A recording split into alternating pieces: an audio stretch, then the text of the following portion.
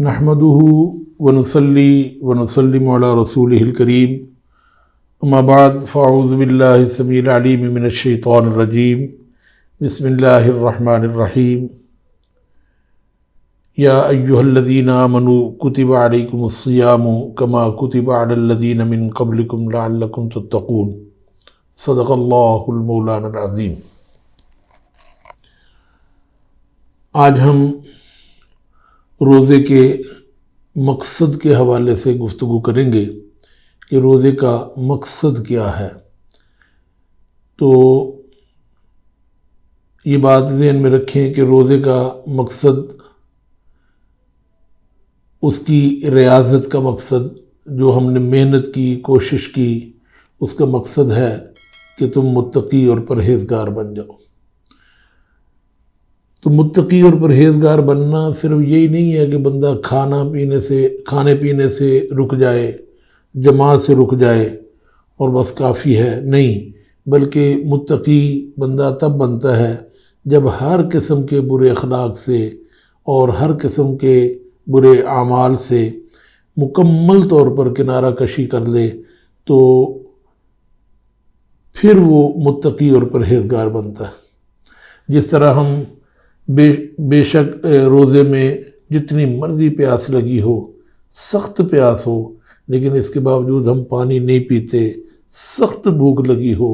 हमारे सामने हर किस्म के खाने पड़े हों, अनवाउ अक़साम के फल पड़े हों, लेकिन भूख भी लगी हुई है, लेकिन हम उसकी तरफ हाथ भी नहीं बढ़ाते।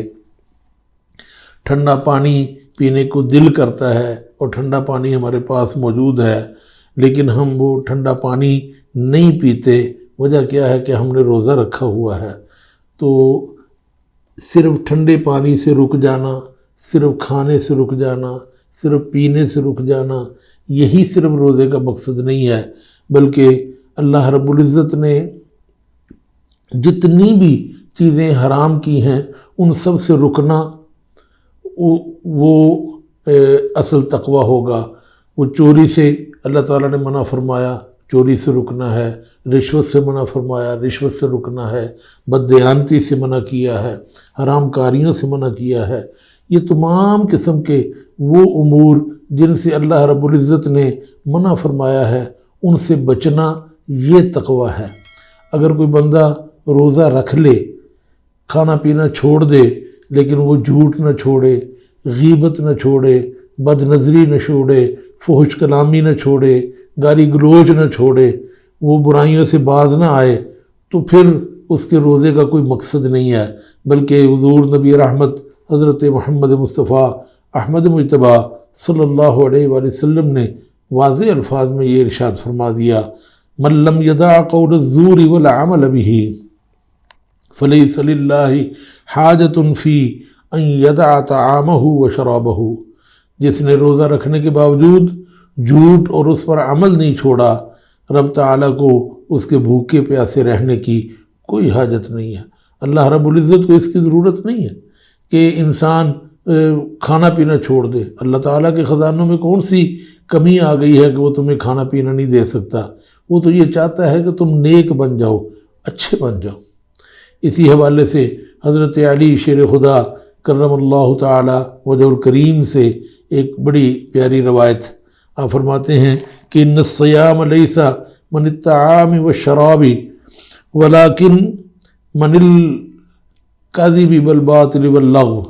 रोज़ा सिर्फ खाने पीने से बाज रहने का नाम नहीं है, बल्कि रोज़ा झूठ, गुनाहों और बेकार चीज़ों से बचने का नाम है। इसलिए हमें ये चाहिए कि हम जहाँ नमाज़ों की पाबंदी करें, वहाँ अपनी ज़ुबान की भी हिफाजत करें,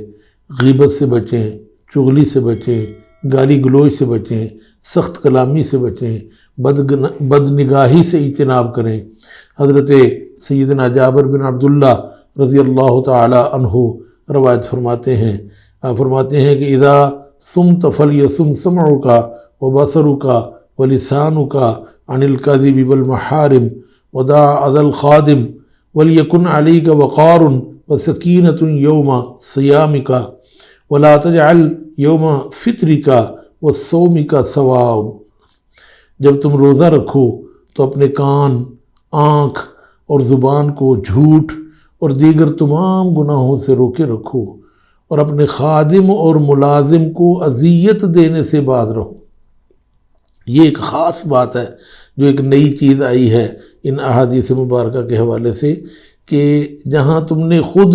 گناہوں سے بچنا ہے، ہر قسم کی برائی سے بچنا ہے، وہاں ساتھ ہی ساتھ اپنے خادم، اپنے غلام، اپنے نوکر جو آپ کے گھروں میں کام کرتے ہیں، اب غلام تو نہیں ہوتے لیکن خادم اور نوکر چاکر جو ہیں وہ ہمارے گھروں میں کام کرتے ہیں،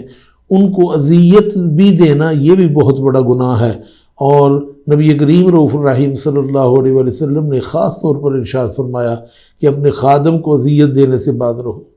اس میں ہم نے دیکھا ہے بعض مسلمانوں کو یہ عمل کرتے ہوئے کہ جب وہ رمضان شریف شروع ہوتا ہے تو اپنی فیکٹریوں میں کام کو کم کر دیتے ہیں، اپنے گھروں میں کام کو کم کر دیتے ہیں، دکانوں پہ کام کو کم کر دیتے ہیں، بعض دکانوں پہ کام بڑھ بھی جاتا ہے، تو اس میں بھی اگر کام بڑھ جاتا ہے تو اس کا معاوضہ بڑھا دیں، اس کو زیادہ سہولت دیں، زیادہ پیسے دیں تاکہ وہ محبت کے ساتھ، محنت کے ساتھ کام کرے۔ لیکن اگر آپ پیسہ نہیں بڑھا سکتے تو اس کی محنت کو کم کر دیں۔ تو نبی کریم صلی اللہ علیہ وسلم نے فرمایا روزے میں وقار اور اطمینان سے رہو، رمضان المبارک اور غیر رمضان میں ایک جیسے مت رہو۔ یہ بھی ایک جملہ ہے جو ہمیں غور کرنے کی دعوت دے رہا ہے کہ رمضان المبارک اور غیر رمضان میں ایک جیسے مت رہو۔ جیسے تم رمضان المبارک سے پہلے تھے اب رمضان المبارک میں بھی ویسے ہی ہو، تمہیں کوئی فرق نہیں پڑا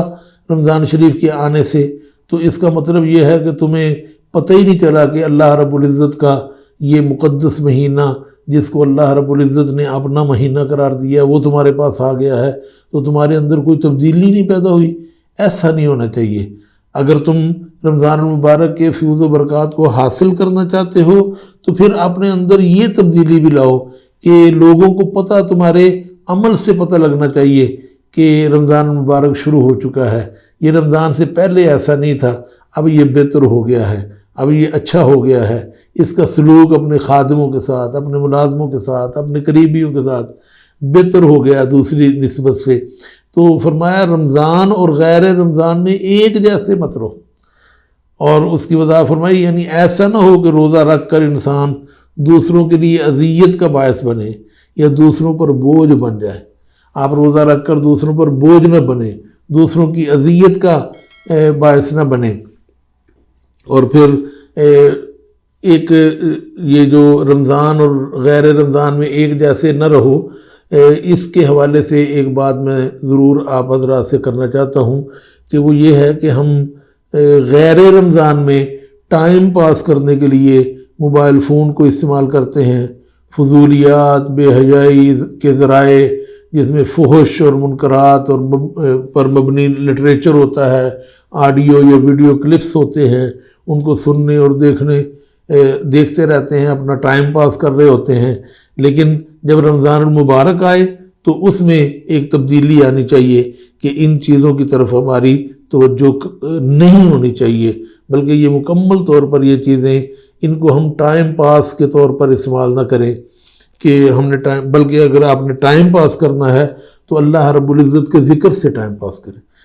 آپ قرآن پاک کی تلاوت کو اپنا معمول بنائیں، کثرت سے قرآن پاک کی تلاوت کریں، اگر اس سے تھک جاتے ہیں تو ویسے اللہ رب العزت کا ذکر کریں، اور اگر اس سے بھی تھک جاتے ہیں تو آرام کر دو۔ تمہارا سونا اس بات سے بہتر ہے کہ تم ویڈیو کلپس بیٹھ کر دیکھو، تم کو ڈرامے دیکھو۔ بعض اوقات تو ہمارے سامنے ایسے ڈرامے آج ہم کہتے ہیں یہ تو اسلامی ڈرامے ہیں، اسلامی ڈرامے دیکھ کر وقت پاس کرنا